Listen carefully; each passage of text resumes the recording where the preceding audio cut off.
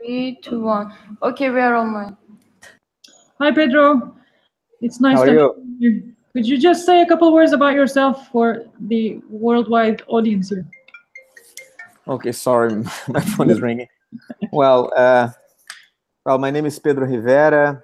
I'm the director of Studio X Rio, so I've been working with Selvin Gregors for, I don't know, maybe some 5 years. And Studio X, for who doesn't know, is a platform by the Graduate School of Architecture, Planning and Preservation of Columbia University, dedicated to explore, let's say, relevant topics around the globe in different cities. So we have some bases in some cities worldwide. We had a space in Rio for around 7 years now. Now we are in a transition phase. And also I run an architecture office called Ru Arquitetos in Rio de Janeiro, Brazil. Okay, so I know you have participated in a lot of biennials, but we have 3 basic questions. I shared them with you before, like why does the biennial exist is one, which we ask all our guests. I know it's a tricky question, but okay, it's already a question. yeah. Well, I mean, I'm not much into the history of biennials, but I mean, biennials are pre-internet, and therefore the reasons why do biennials exist have changed around time. So, I mean, basically, what I consider the main, let's say, the main agenda of biennials, and we are now talking both art biennials and architecture biennials, is to bring together, let's say, the most talented people, artists or architects, the industry, meaning, I mean, who else orbitates around that industry? In the case of artists, for example, art dealers, curators, etc. In the case of architecture, the academia, for example, and then there's a slight change between architecture biennials and art biennials, because in such a way, I think the art biennials are much more engaged with, let's say, a broader audience. I mean, any people who are a little bit interested into art, they go to biennials, they check what is going on, etc. In architecture, I think it's more, let's say, it's more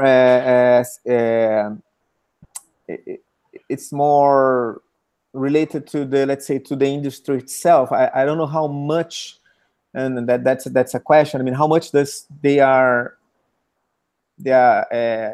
visited by people who are actually not architects. So I think that somehow the architecture biennials are pretty much, enclosed in its own world.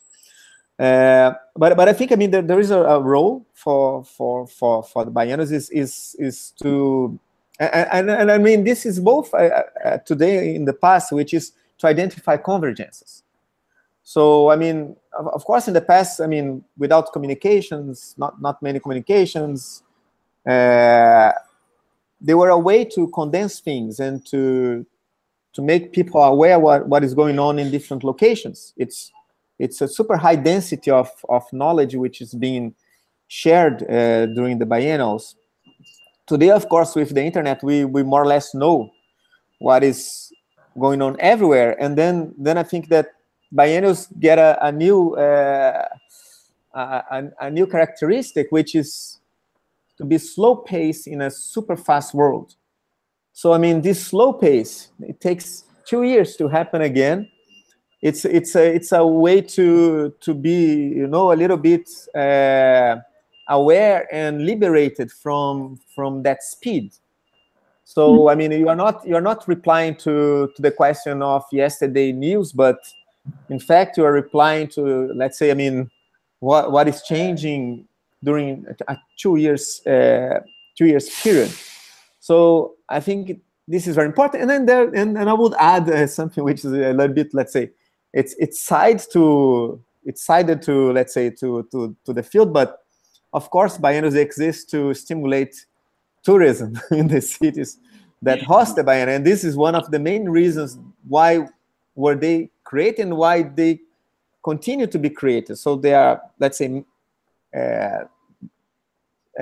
micro mega events, you know, and they Easier than the Olympics, I understand. easier than the Olympics, but you know. Hey, but you kind of answered also the second question. What does the biennial do as a kind of slowing down the discourse somewhat? Yeah. But there's one last question. For whom does it exist? What's Okay, but I will add something. I mean, I think there is also a question, which is what does they don't do? okay? I mean, we know what they do, but what does they don't do? I mean, and I think this is a big challenge for biennials. And of course, I mean, in one way, I mean, the biennials they are there to show what is the best, right? And to show, I mean, what is outstanding. But this creates a condition that you show the figures, but you don't show the backgrounds. It's not even figure against backgrounds. It's that you only show the figures, and then you decontextualize these figures from the world, and then I mean it means like, I mean, it's architecture. I mean, we know. I mean, we all know that architecture is let's say is limited to the wealthy, right? I mean, who is not wealthy doesn't have access to architecture, global wide. Architecture exists in the in the northern part of our globe and survives more or less in the southern part. Picture in Rio. We saw a lot of very beautiful public buildings out there. What, so sorry? I think you from Brazil have the least to complain about. There's so much beautiful public. No, I mean, of course, we do have some great public buildings, but we know that the amount invested in architecture and how much of the built environment is beneficiated by architecture is much less than what it could do, and I mean, we have to understand how this. I mean, can we change that, or maybe we should find other ways, or maybe we should broaden what we understand as architecture. But I think that the question is I mean, is how much does the biennials they reinforce an already leading, defining system, and how much are the biennials able to bring up things that are in the shadows and bring them to light, you know, and to help them to develop. And I think this is a great challenge for the biennials. But following that question, you guys also have a biennial in Sao Paulo, no? It's an architecture biennial. Yeah. Yes. I'm curious, actually, what these new biennials are supposed to do in comparison with Venice. I wonder if it's whose role is it actually to be subversive or to change or to look for. Well, I think that I mean, when we look at biennials, I mean, the decorators, they have a big role in that, and this depends, of course, a lot of who is running the biennials. I mean, I mean, of course, the context they matter, but it's possible that, I mean, for example, the past Venice Biennial was super interesting. I mean, what Alejandro Aravena did, and somehow he brought to light many things that are normally outside of the picture, and this was in the, let's say, the main architecture biennial of the world. The São Paulo Biennial is pretty old. I mean, it started really a long time ago, but they in the past editions they struggle a lot with financing, so it's been very problematic to them. This forced them to move from the famous Niemeyer biennial building, the pavilion, which was made for the art biennial, but the architecture biennial used to happen there.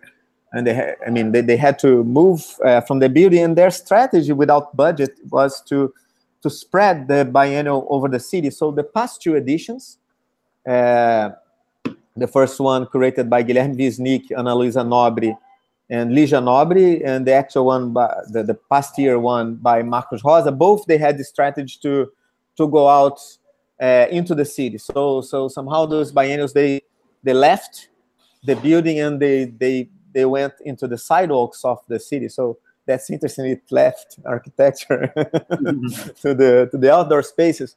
And the past one specifically was that there was a very clear decision to dissolve a little bit the borders of what we understand as architecture, and it was very much committed with works done with communities, and when architects work with communities, and initiatives, tactical urbanism, and things like that. We had a chance to make an exhibition in this last biennial on a research we are doing at Studio X for some years on squats. And actually we exhibited inside a squat, which was super interesting, which is, let's say, it's not even a formalized space. It's a space which is illegal.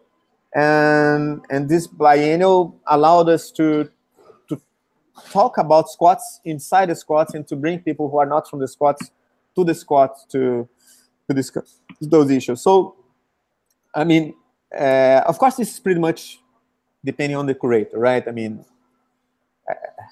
I don't think that, I mean, engaging with the world out there, I think it's all of us have to do this in a way or another if you want to change things. But let's get the room also involved. Do you guys have any questions to Pedro? This is the fourth conversation in Venice is having with the guests to talk about the biennial. There's some repeating themes, I guess. Okay. Any questions? Okay. We are a little tired today. We went to How was the journey? We have a question. Okay. Yeah. Hi, thank you for your presentation. I was wondering what you said about what the biennials don't do, and you talked about how the biennial shows the figures but not the background. And I was wondering if you could comment more on how the discipline itself is much more collaborative and it's more based on group work, and we still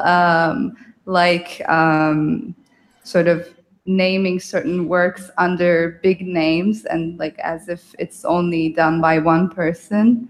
And I was wondering what this implies for the discipline and for the future of the discipline as well.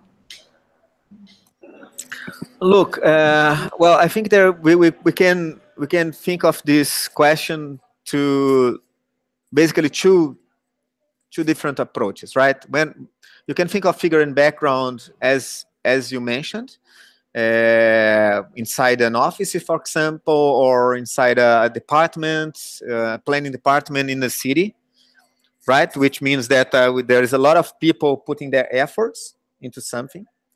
And one person is the person which is, let's say, the leading voice. I mean, this is like it's a little bit like a rock band that you have. Let's say everybody's playing, but the band leader, the guitar player, is in front. I don't think that this is necessarily bad, right?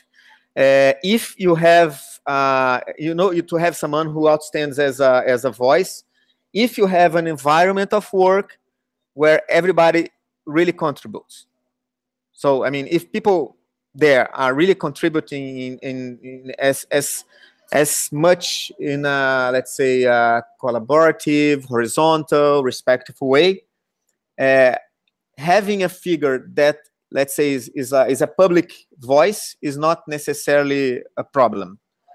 The question is when you erase all the rest of the people and just as if this was one person work. The second way to approach is which was the way I was meaning is about, I mean, I don't know what is happening in Congo, you know?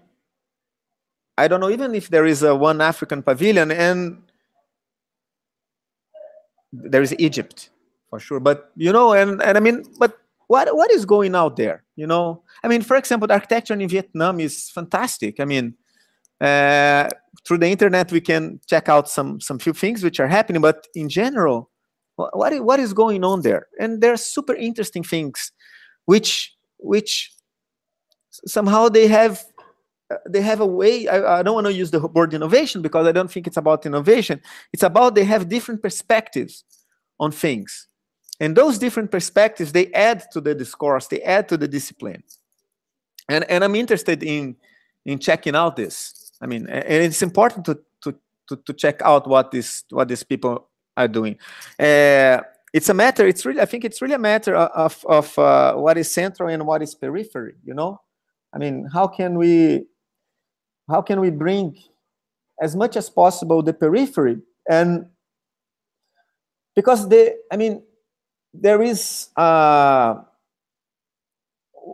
when we think about architecture, when we think about fashion, when we think about art, when we think about whatever, I mean, there is a prevailing aesthetic which dominates things, and that dictates what the rest of the world should look after and should seek to do. But I mean, when you broaden the picture, I mean, and you look at peripheries, and you can look at the periphery inside a city, you can look at, let's say, a global periphery, countries which are peripheral to the world. I mean, they have other aesthetics. And I'm talking about the aesthetics in a very broad sense here. I mean, and these disputes, they need to happen. You know, these disputes, they need to happen, because if they don't, we are insisting in a kind of, you know, in the same leading forces. We continue to insist in the same leading forces. We need more dialogue, and that's about that. Thank you so much, Pedro. It's really great to have a dialogue. Thanks for joining us from Rio.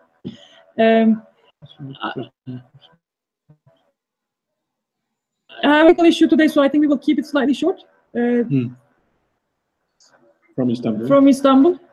You guys could continue if you want, but we can also bring you in again. But thank you so much for your time, Pedro. Okay, thank you. All questions that you bring up about center, periphery, and I think that's kind of also obviously questions for us along with also all the other Studio X locations also that we have had these conversations among ourselves. It's really nice to be able to bring that to our team in Venice right now. Thank you so much. Okay, bye-bye, guys. Thank you. Take care, Pedro. Here.